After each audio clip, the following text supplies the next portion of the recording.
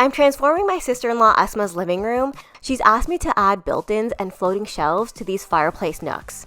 Last week I added the built-ins, and this week we're going to be tackling the floating shelves. Although this looks really high-end, I didn't build a single cabinet or drawer. These are just IKEA Kallax units. Now, to make them look really high-end, I added fluted detailing and changed up the brass knobs. I have a full video on that I'll link below. Okay, the next step is that we're actually going to start building the floating shelves. So for the floating shelves, I'm just using a simple 2x4 frame. This is really something anyone can build. What's great is because this is like a nook that's encased, it actually even makes it easier to build. To make the floating shelves, you need 2x3s for the frames. And I just picked up a bunch of these from the hardware store, just making sure that they're all straight.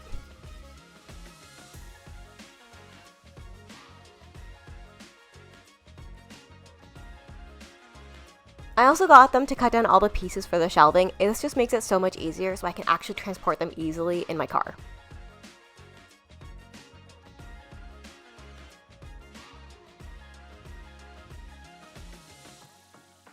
If you've never built floating shelves, don't worry. This is a great tutorial that's going to take you through it step by step.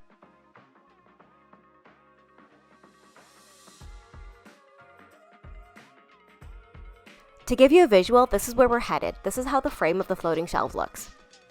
I started off by cutting down all my lumber. First, you need one long piece of wood that's going to be the length of your shelf. Then you need to cut a few small supports that are actually going to provide stability to your shelf. Make sure they're long enough that they won't stick out beyond the depth of your cabinet.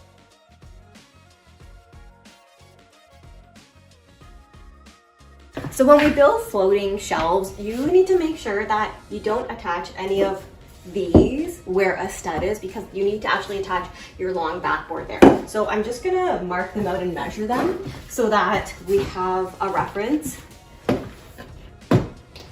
Oh, isn't this great? My stud finder, the batteries are dead. Oh wait, here it goes, it's on. So always let your stud finder like balance. There, okay?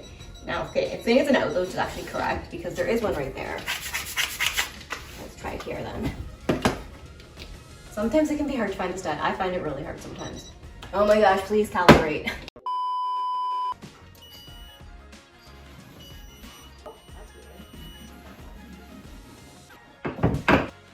Here's my first mistake. So I thought that I could build these just using straight screws. So I used 4.5-inch screws, which is the longest screws that you can find. And I drilled pilot holes and I built the supports. And I thought these would be just fine and sturdy.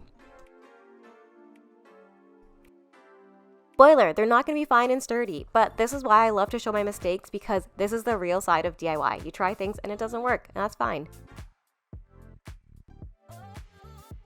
If you're in a situation like me where you're mounting these shelves by yourself, you're going to need some type of support to sit this on. So I used just scrap wood and I put them into the corners of the nook, and I was able to attach my stud pretty easily this way.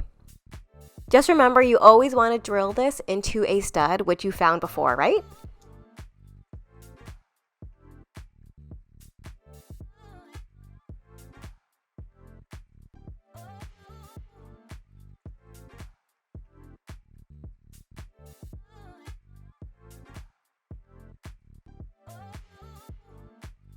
I was lucky enough to catch Asma on her lunch break, and I had her help me install the second shelf.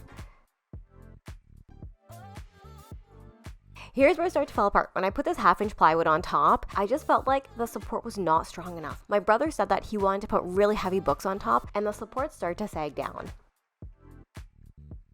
So I ended up adding some of these L brackets here. My brother said they wanted to have like really heavy books, and honestly I don't think it was an issue, but it's more just my own self. Like this one up here, you can see a bit wobbly, but now this is like totally secure, will not move at all. To attach the plywood top and bottom, I'm using a brad nailer, and I just use 1-inch nails. Just nailing from the top, the front, the back, all different directions to make sure that those boards would be really secure. The outside edge is the most important because that's where the beauty of the floating shelf comes into play. I used a 1x3 piece of pine for the front edge. This just gave the most beautiful crispy edge, and I used my pin nailer because I don't want to have to fill any brad holes. I just love pin nails because the hole is so tiny that it's almost invisible.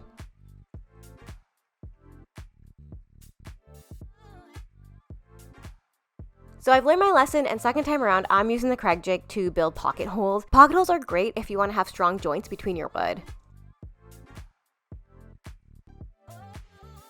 I should have just done this from the start because the Craig jig pocket holes are so much stronger. Now you want to make sure that every corner is level, and some of them are going to give you a bit of trouble, but you don't want your shelf to be crooked.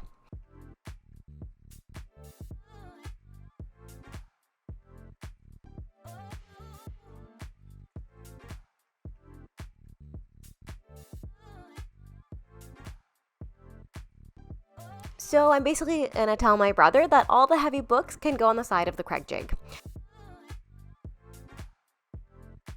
I also found that adding a bunch of supports, because I added way more supports on this side, makes it way more stable.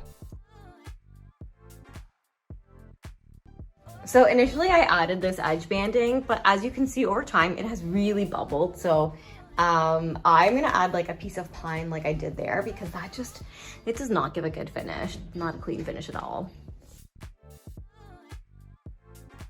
This living room is almost done. Guys, this is such an easy budget-friendly project that anyone can do. You don't need to know how to make cabinets. Building the floating shelves is super, super basic. We got some new furniture pieces for this space just to really fill it up because, you know, it was that really, really long room. We got some really cool coastal chairs. I love that they're this kind of like blue-gray color, which my sister-in-law really likes.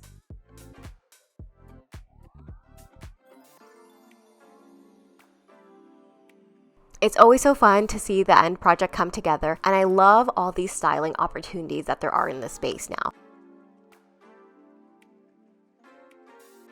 Here's a great tip to upcycle some of the vases you might already have in your home that you just don't love anymore. So both of these are actually vases I had, and I just didn't like the color. So I literally took black craft paint, like the kind of paint your kids use. I mixed it with baking soda and I just painted it, and that's it. And that adds this really, really pretty texture. It looks like they're like pottery, right? Like it looks like they're real pottery, but these were just smooth vases before. This is also something you could do if you just head to the thrift store and get a vase with like a really good shape that you like, and you might not like the color, but you could always paint it with baking soda and it just looks beautiful when you're done.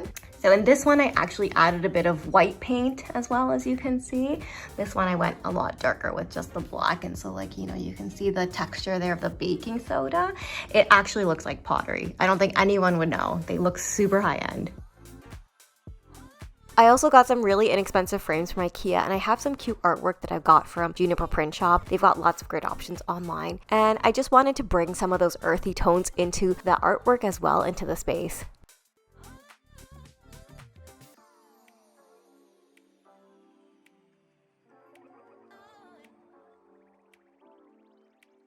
I'm so excited to show you the reveal. This living room started off as just this really long space that had one odd wall as the dining room and then one kind of seating area, but the fireplace was not utilized to be the focal point of the room. So I totally transformed this room to make this a really beautiful living space for my brother and his wife and family. And here it is, the completed space. Isn't this absolutely beautiful? I can hardly even believe that this is the same room myself. By just adding some IKEA Kallax units and totally making them look high-end, I transformed this room and added so much storage. I also added a ton of opportunity to have these little personalized styling moments with all the beautiful decor on the shelves.